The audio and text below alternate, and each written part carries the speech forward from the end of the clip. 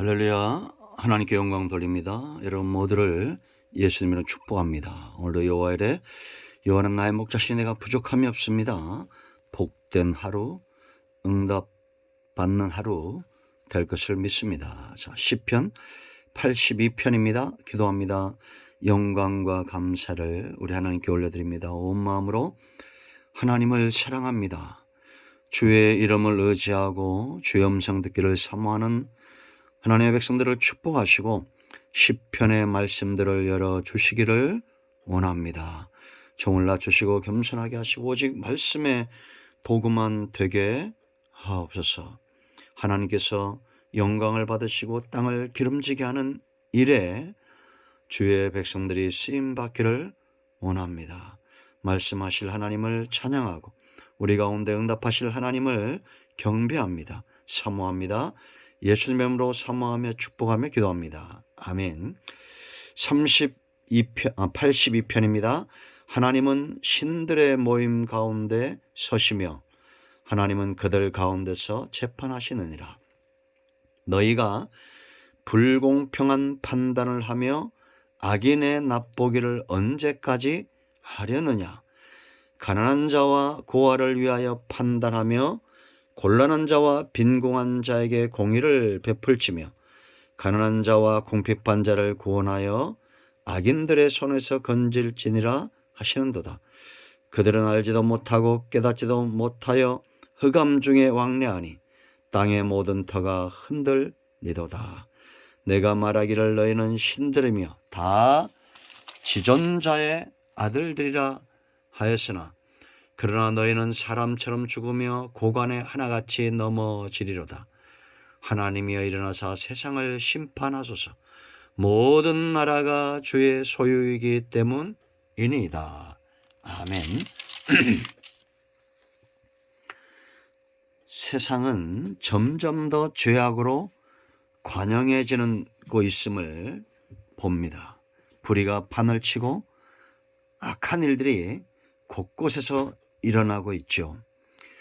여러분, 이렇게 혼란스러운 세상 가운데서도 분명하게 서야 될 것들이 있는데 그 하나는 바로 하나님을 향한 신앙입니다. 이런 자들이 세상을 구하는 축복의 통로가 됩니다. 하나님 앞에서 공의를 구하고 진리를 구하는 그런 한 사람이 굉장히 중요함을 에레미야 5장 1절에 분명히 말씀하고 있죠. 그들 때문에 성읍이 복을 받고 그들 때문에 성읍이 사함을 받는다는 겁니다. 그러므로 오늘 이 영상을 접하는 저와 여러분 모두가 하나님 앞에서 공의를 구하고 진리를 구하는 온전한 신앙의 사람들이 되어야겠습니다. 두 번째는 바로 법입니다. 세상은 바로 법을 중시하죠. 이런 법들이 무너지는 시대가 바로 하나님의 진노가 임하는 시대인데 82편은 이런 불의한 재판관들, 법을 집행해야 될 불의한 재판관들에 대한 경고를 이야기하고 있습니다. 세 번째는 바로 교육이겠죠. 우리도 교회는 신앙교육을 하지만 세상도 교육은 굉장히 중요하죠. 군사부 일체다 이런 말도 있지 않습니까? 그런데 지금 교육도 흔들리고 있음을 봅니다. 정치나 교육이나 이 법이나 이러한 것들이 신앙도 혼탁해져가는 이러한 시대에 우리 눈앞에 있기 때문에 우리가 82편을 주목해야 됩니다. 이 불의한 재판관들을 향한 하나님의 경고의 음성인데 세상 법을 감당하고 있는 자들이 깨달아야 될 첫 번째는 하나님이 그들 가운데 있다는 겁니다. 1절 말씀 보면 하나님은 신들의 모임 가운데 서시며 하나님은 그들 가운데 재판하시느니라. 이 신들이 누굴 말합니까? 6절에 내가 말하기를 너희는 신들이며 다 지존자의 아들들이라. 바로 재판관들을 이야기합니다. 그들을 왜 하나님이 그들 가운데 왜 계시겠어요? 그들이 맡고 있는 것이 굉장히 중요한 일이기 때문에 하나님이 세상의 주권자들을 주시하고 있는 겁니다. 법을 관장하는 자들, 정치의 수장들, 이 땅에 하나님의 백성들과 세상을 판단하도록 그 사명이 위임된 자들을 하나님이 주시하고 있다는 것을 알아야 됩니다. 그러므로 재판관들은 자기들보다 위에 있는 권위에 복종해야 됩니다. 하나님이 세상을 판단하시고 그 일을 맡긴 자들을 주목하고 있다는 겁니다. 두 번째는 바로 정의와 공의입니다.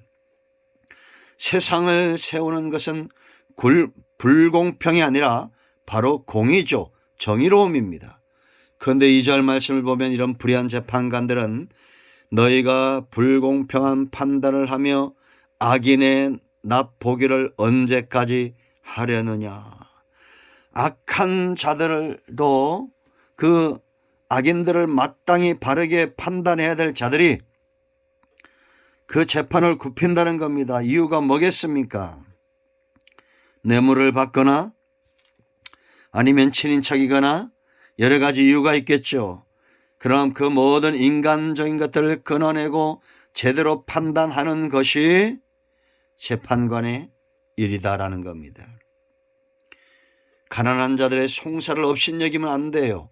그래서 여러분 3절 말씀 보세요.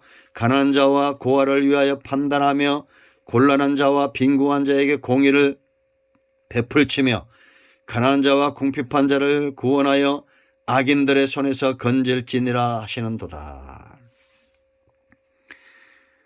강자가 대우를 받고 약자가 업신여김을 당하는 이러한 세상은 하나님의 심판을 받게 되어 있습니다.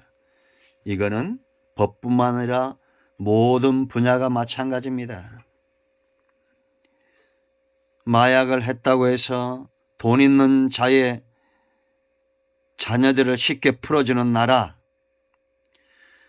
정의와 공의가 바로 서지 않는 나라, 문제가 있죠. 교회도 마찬가지입니다. 우리가 헌신하고 기도를 많이 하고 헌금을 많이 하고 당연히 우리는 그렇게 해야 됩니다.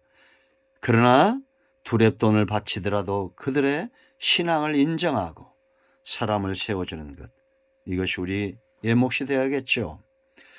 이러한 재판관들이 불의한 판단을 하고 악인들을 그들의 죄를 없다 하고 가난한 자들의 송사를 무시하는 이런 시대, 이런 재판관들을 어떻게 진단하느냐. 5절 보세요. 그들은 알지도 못하고 깨닫지도 못하여 흑암 중에 왕래하니 땅의 모든 터가 흔들리다. 온 땅의 질서를 깨고 온 땅을 흔든다는 겁니다. 왜? 소경된 인도자예요. 무감각한 겁니다. 무지하고 무감각하고, 이런 자들이 대법관이고 이런 자들이 판사라고 생각해 보세요. 그 나라의 깃털이 흔들리는 거죠. 자, 세 번째, 이 직분이 얼마나 귀한 것인가를 그들은 알고 겸손해야 됩니다. 6절 말씀 보면 신들이고 지존자들의 아들이라고 그랬어요. 하나님께서 해야 될 일들을 맡겨놓기 때문입니다. 그러므로 여러분, 이런 법조인들은 사람들의 생사 여탈권을 가지고 있고 나라의 질서를 세우고 마치 신들에게 위임된 그런 권한을 가지고 있잖아요. 얼마나 귀합니까? 그러나 그들은 겸손해야 됩니다. 왜냐? 7절 보세요. 그러나 너희는 사람처럼 죽으며 똑같이 사람처럼 죽음 앞에 공평하며 고관에 하나같이 넘어진다. 고관들, 힘 있는 자들도 다 언젠간 죽죠. 그러므로 겸손해야 되고, 왜 겸손해냐? 세 번째 이유는 8절. 하나님이여 일어나사 세상을 심판하소서. 모든 나라가 뭐라 했습니까? 주의 소유이기 때문입니다. 내 것이 아니에요. 대통령 됐다고 이 나라가 자기 것입니까? 대법관이 됐다고 법을 마음대로 해도 됩니까? 검사라고 해서 함부로 그 칼을 휘두르면 됩니까? 안 되잖아요. 하나님의 것이기 때문이다라는 겁니다. 우리는 법을 집행하는 자들뿐만 아니라 우리가 있는 곳에 항상 하나님의 주권을 인정하는 겸손한 삶을 살아야 될 줄로 믿습니다. 아멘. 오늘도 응답이 저와 여러분과 이 땅에 임한 것을 믿습니다. 기도합니다. 예수님의 이름을 의지하여 기도합니다. 말씀대로 되게 하옵소서.